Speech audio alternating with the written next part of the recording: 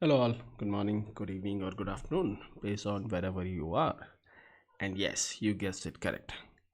Today, we'll be talking about how to install Business Central 2025 Release Wave 2. And not just that, we'll begin with the system requirement for 2025 Release Wave 2 because in the previous installation videos, I see a lot of questions about and confusion about the errors that they receive with installation of Business Central. Now, majority of the reasons are very simple, which is the hardware requirement does not meet, or they haven't followed the video as is, as I was saying it.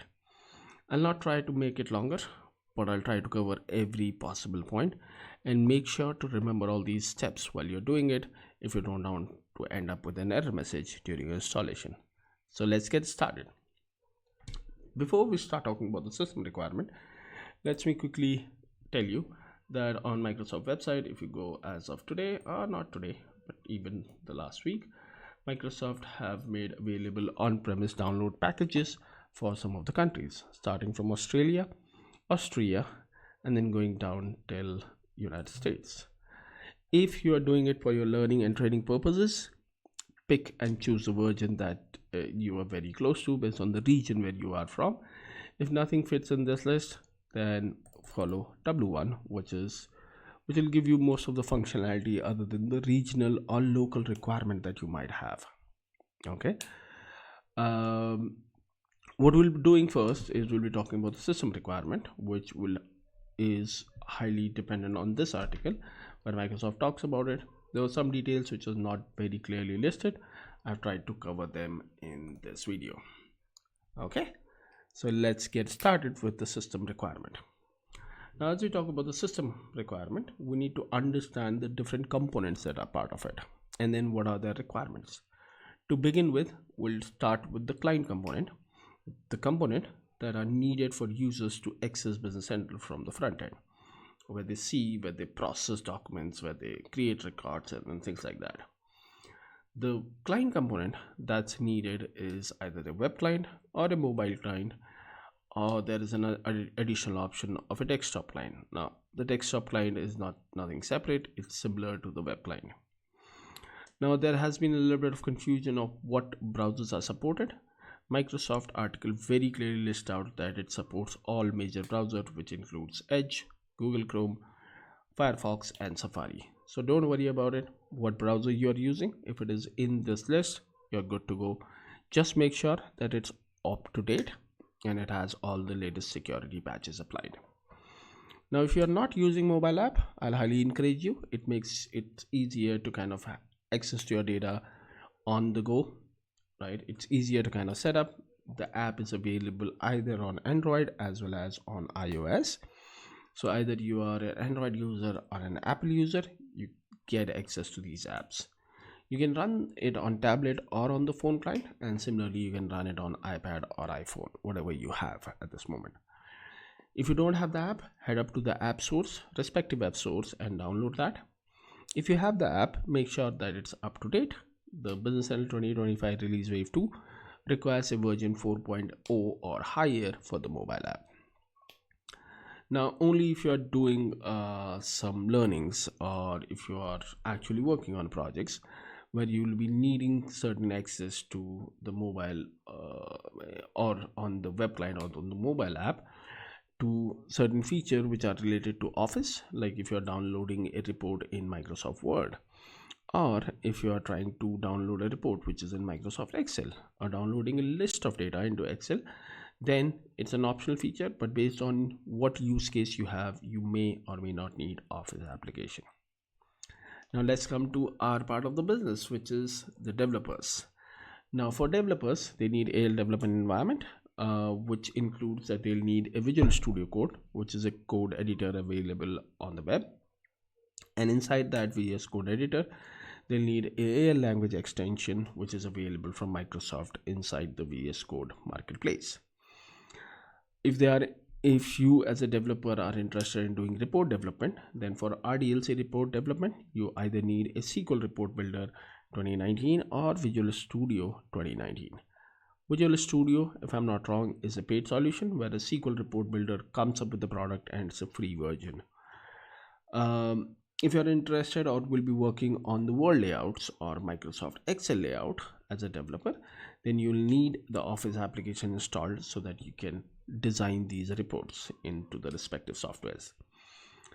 The operating system requirement for it is starting from Windows 11, which is most of the developers they have. Otherwise, Windows Server 2025, 2022, or 2019.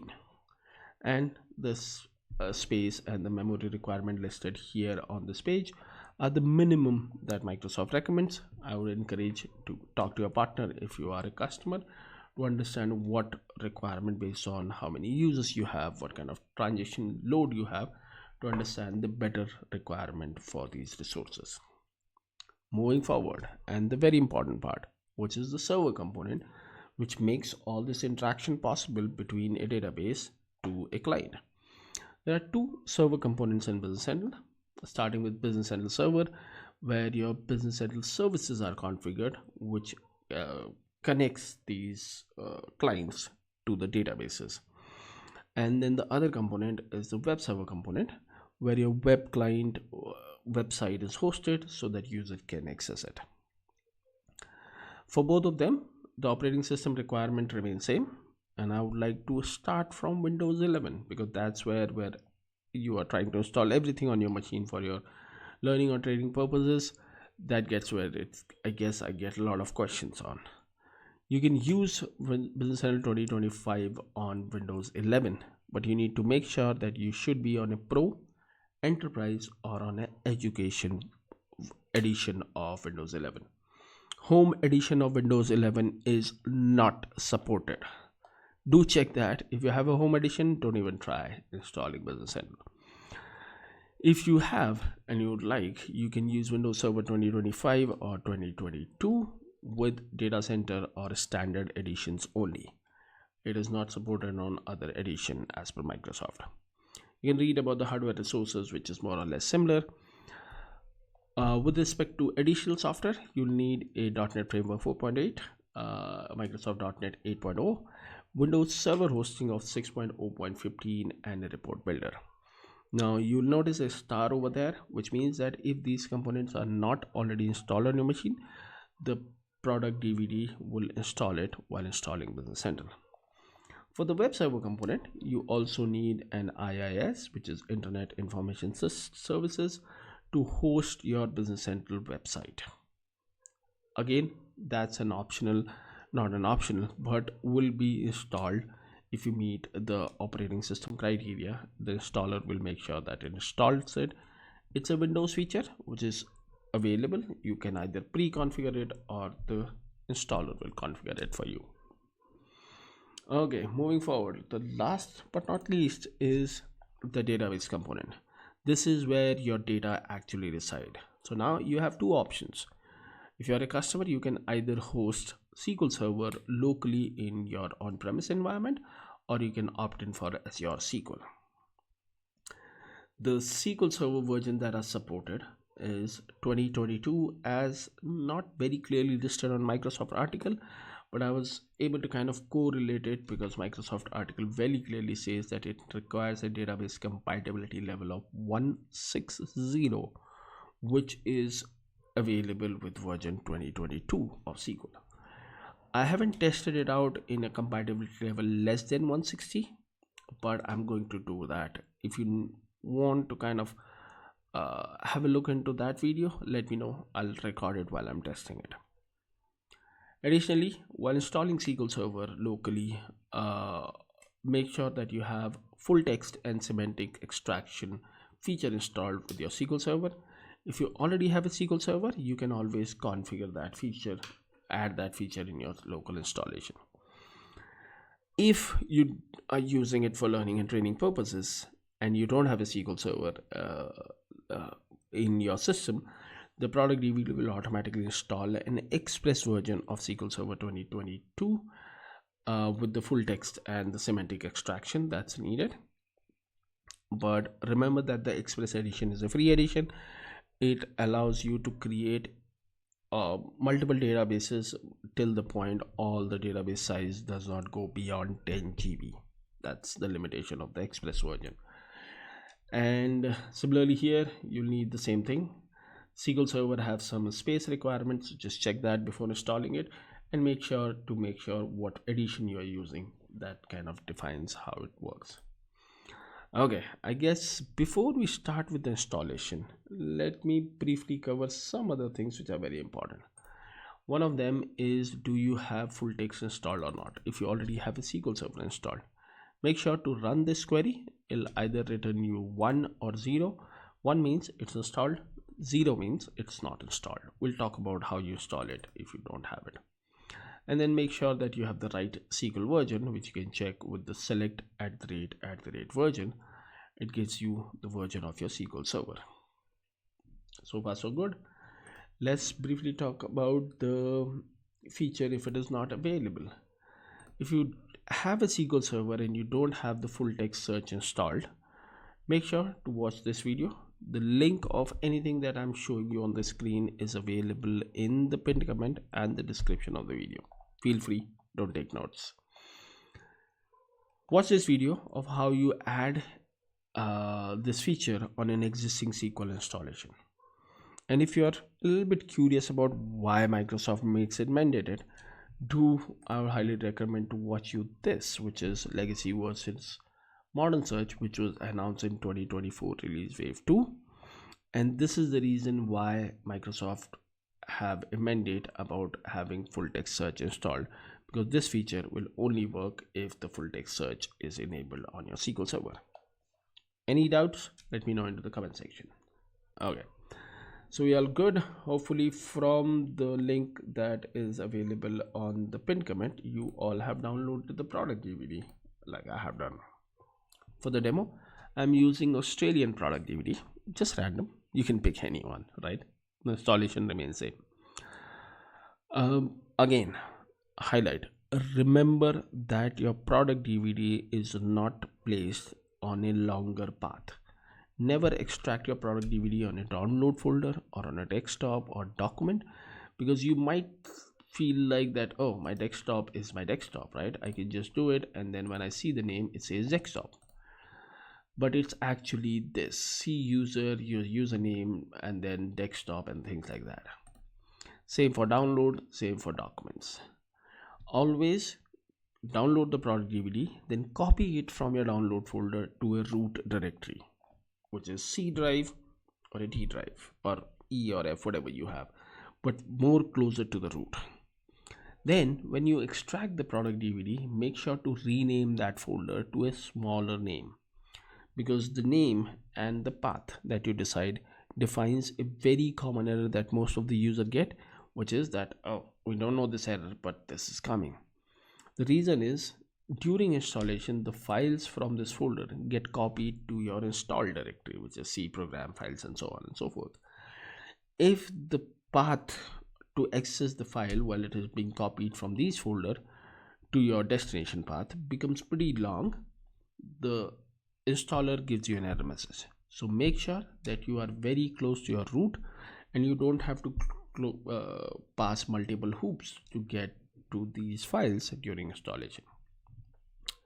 Believe me, 30 to 40% mails and messages that I received and then I talked to them about installation is about this single problem, because they did not had the DVD placed in the right root folder and had it as a name smaller than expected. And I'm doing it for a while, the installation video. So pay attention to this. Make sure that you have it as close to as root. Okay. Having said that, during our slides, we saw that there are some components which will automatically get installed. Let's understand how that happens. So this component, which is Web Client Dependency Installer, helps runs automatically during setup, which is configured surely in a file. Make sure that your IIS components are in place. That's needed. Then the database kind of get copied from here, and then there is a SQL Express edition, so it installs your SQL Server. And then there is a prerequisite component which gives you everything else: .NET Core, Framework, SQL Server, Visual Studio, PowerShell, and other things which are needed. So it doesn't go to internet and start downloading stuff. Your product DVD have all this embedded into it. I guess it's the time then when we should start our installation process. So let's get started. Head up to your setup icon, right click on it and say run as administrator. Always run your setups as administrator, because there are many administrative things that are being done during your installation process. So you should always run as administrator. Once you reach to your welcome message that talks about that you are here, hit next. It gives you the license terms and condition. Go through the license, and then once you're done with it, hit accept. You'll see two options. One is get a free online trial. If you choose that option, Microsoft will take you to the Business Central website, where based on your work or in a school email address, they will be able to spin up a trial environment for you for a limited period of time. So if you want to try Business Central Cloud, you can do it from here, just clicking that option. But you still want to do it on on-prem, make sure to choose advanced installation option, which gives you again two more options. The first one is install demo, where it installs all the component that comes with the product DVD into this one single machine from where you're installing it. I prefer to use the second option, which is choosing an installation option, which let me decide what components I want to install on this particular machine.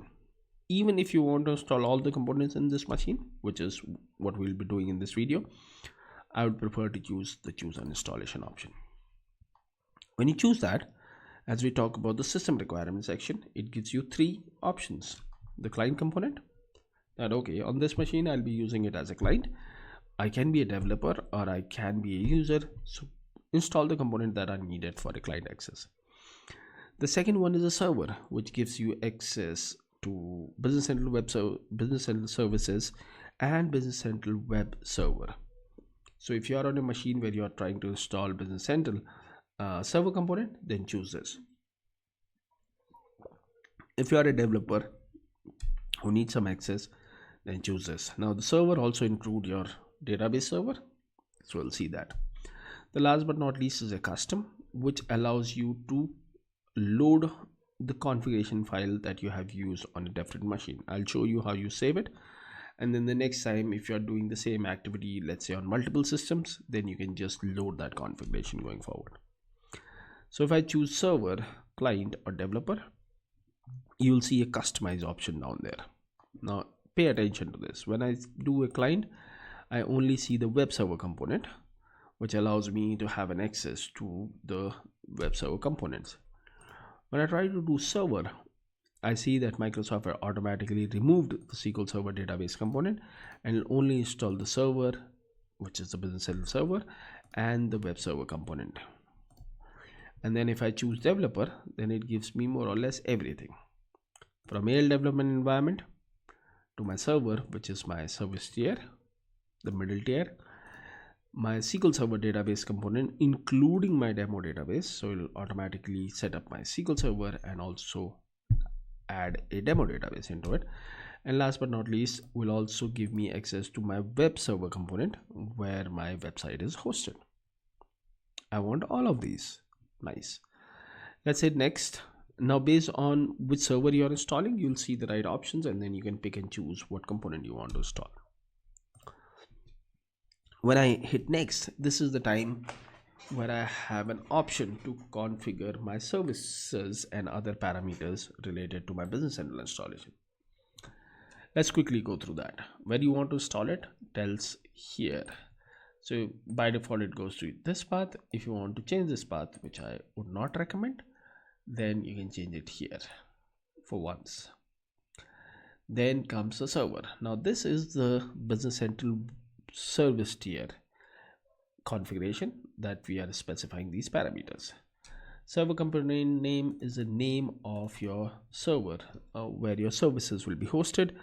I'm using it on my local machine, so I'm good with localhost. But if you are doing it not on multiple servers, like there's a separate Business Central service tier, and then there is a Business Central web server component on a separate box, make sure that you use the fully qualified system name here. That makes it easier to do the translation when there is a call to it. The second one is the instance name, which is the service name for the business central services. By default, it comes up with BC270. I would highly encourage to keep it as it is, and then add additional services, server instances if needed. But if you want to change it, go ahead and feel free to change it.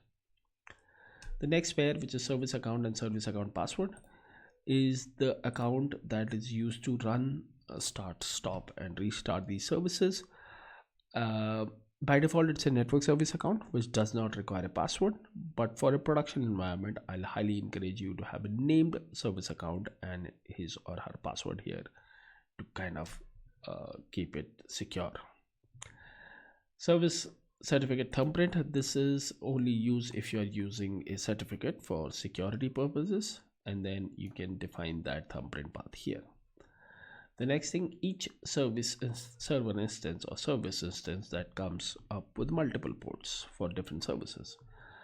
Microsoft recommends you the ports that you see here. You can always change it. I know that I have something already hosted on 7045, so I'm going to change it to 9045, but you can keep it as it is. Add management service to firewall. Yes, please.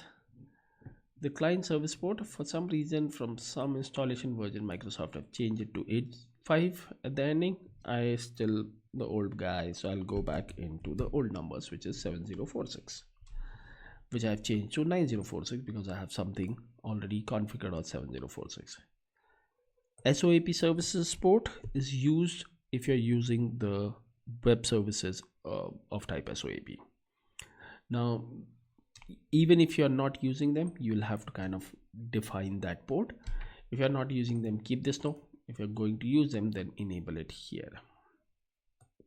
Going forward is the another pair of OData service port, which allows you to access to all OData web services. Now, I'm not going to enable it, but if you're going to use them, you can enable it now or even later. That's not a problem. Last but not least, or more or less, is developer service port. Now this is important because this allows your connection from your VS Code to your environment, on-prem environment. So if you don't know it, here is an example. On your launch.json, there's a hidden parameter, and I'll type it again, called port, which Microsoft assumes that you will be using the standard port 7049, but like here, if I've changed it to 9049, I'll only be able to connect to this environment if I change the port matching to my service here. So what I'm trying to say is that if you're changing it here, make sure that anytime you connect your VS Code to your service, you need to very clearly specify that port number on your launch configuration. Okay, I need to make sure that it is enabled because I'll be using this for doing dev. Snapshot debugging. Now this is something that was launched for Business Central cloud production environment debugging scenarios, but Microsoft has been kind enough to have it available for on-premise. So if you want to use it, then you enable it here, otherwise leave it now.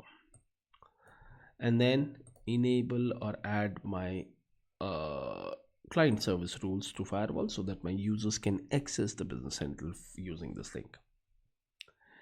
Next is client authentication. It talks about what kind of authentication you want to support on this service here, so you can define from the list. I'll stick to Windows.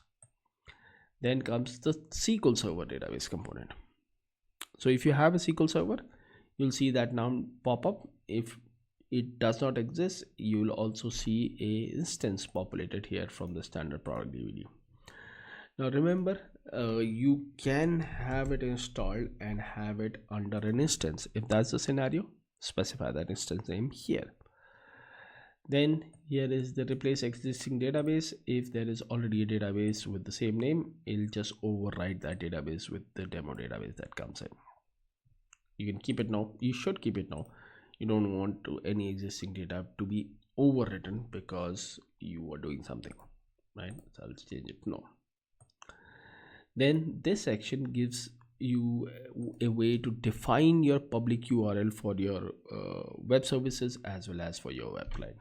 You can always configure them later also. Last but not least is the web server component, which is IIS, and here you define what ports and do you want to install it or skip it and all those things.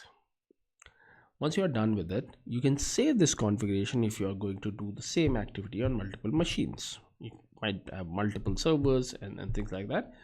So you can save the configuration, and then in the previous screen where there was a configuration option, you can actually load that file and say, okay, all these settings I have already defined. You just hit next and install it, which I'm going to do now, and hit apply.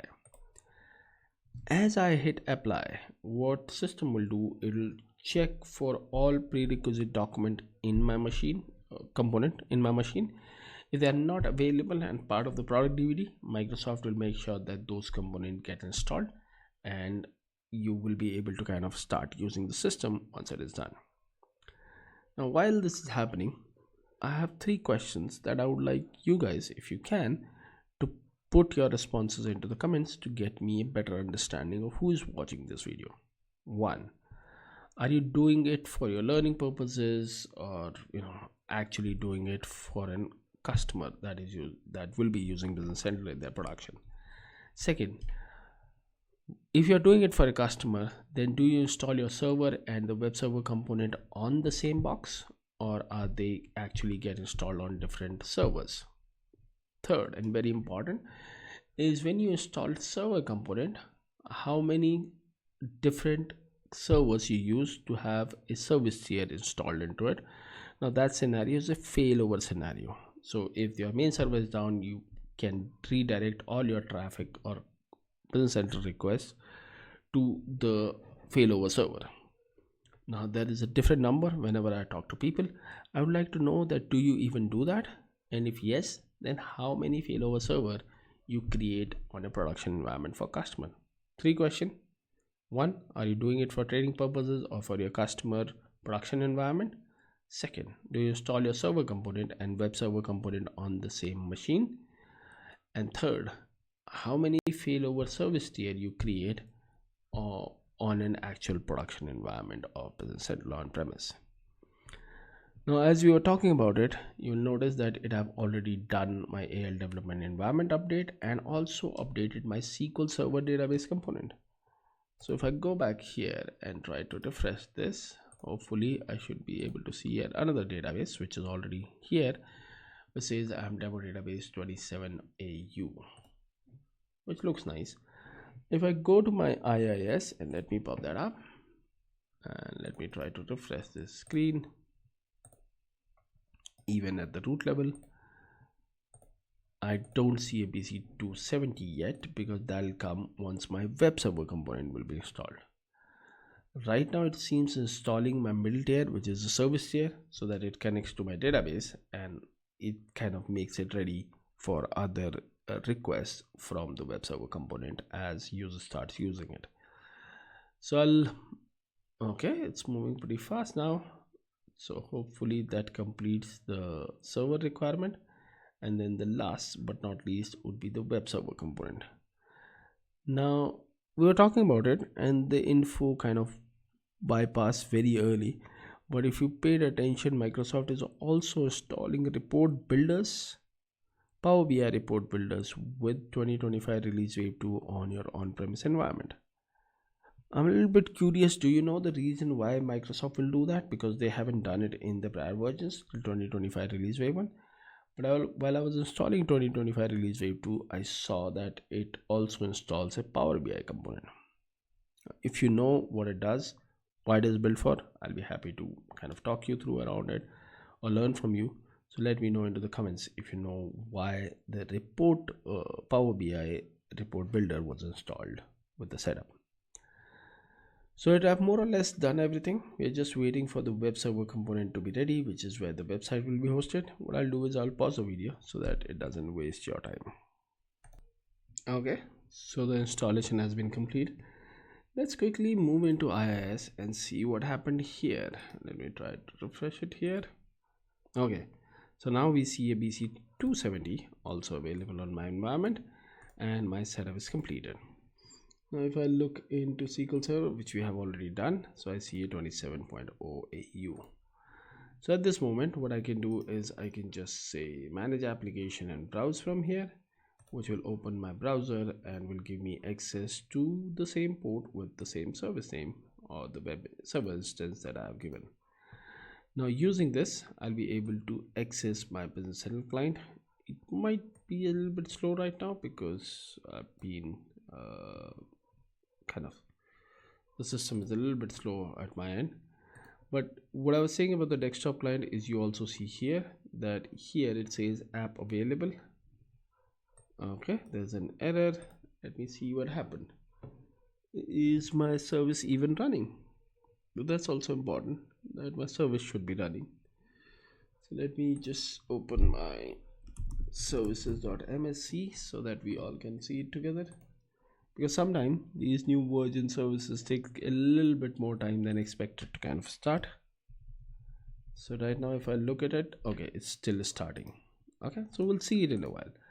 While this is happening, this has been a very common request, so I'll come back to the slide.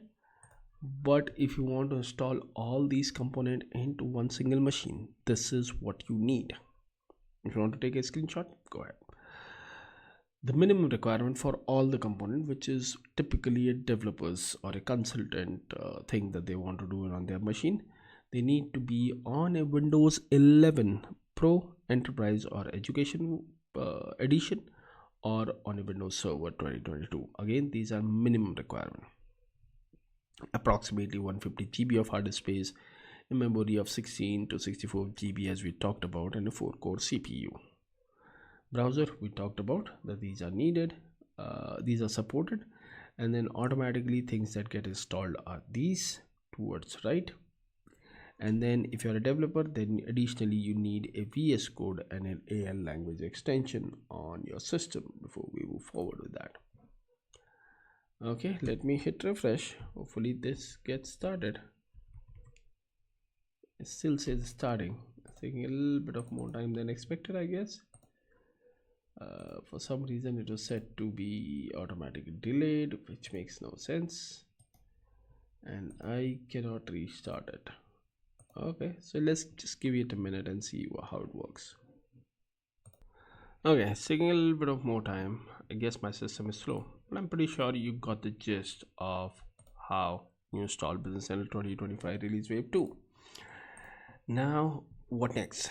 Okay, let me know into the comment section. Do we need to talk about upgrading to Business Central 27 on-prem? Your comments will decide do I record that video or not. At this point, you know the drill. If you found some value from this video, hit the like button. If you think it'll help your friend or colleague somewhere, do share it on your social media so that we reach it to a wider audience and help more people. If you haven't subscribed to the channel, hit the subscribe button. You don't want to miss out any updates regarding Business Central. You should be into this channel. And if you are a customer and looking for some business advice or help from us, reach out to us at info@consulting.com or to me on any social media account, and we'll be happy to engage with you. So I'll see you sooner than later into the next video. Till then, keep learning, keep sharing whatever you're learning, and I'll be waiting for your responses into the comments. Thank you and have a nice day.